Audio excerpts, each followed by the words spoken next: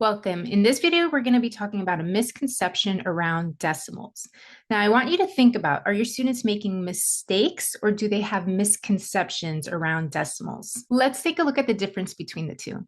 Now, with a misconception, that is something that happens naturally as students are building their understanding and reasoning. This misconception makes sense to the students because it's based on their understanding.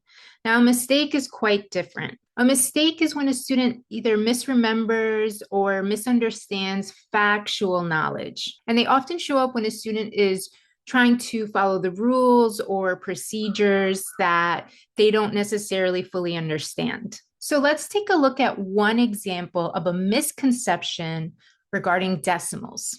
Now, what we've seen is that students can find it quite difficult to imagine or see decimals outside of its placement on a place value chart, let's say. So for example, if you see here, we have 3 and 6/10. Students can acknowledge that on a place value chart, but oftentimes students don't see 3 and 6/10 as 36/10, which is its unit form. And then they don't think about 36/10 in regards to context. Now, this is often because they are not using enough manipulatives to see 3 and 6/10 as 36/10. So why is this an issue?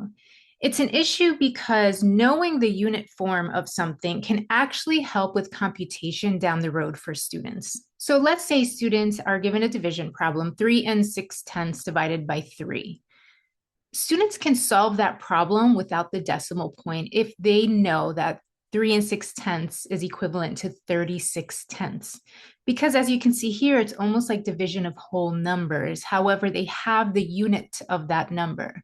So if students are dividing this, they can say, well, 3 and 6/10 divided by 3 is 12/10. Not 12 as a whole, but 12/10. This can often help students compute more efficiently down the road. Now it's your turn. What's a misconception, not a mistake? What's a misconception that you've seen students have around decimals? Leave a comment and let us know.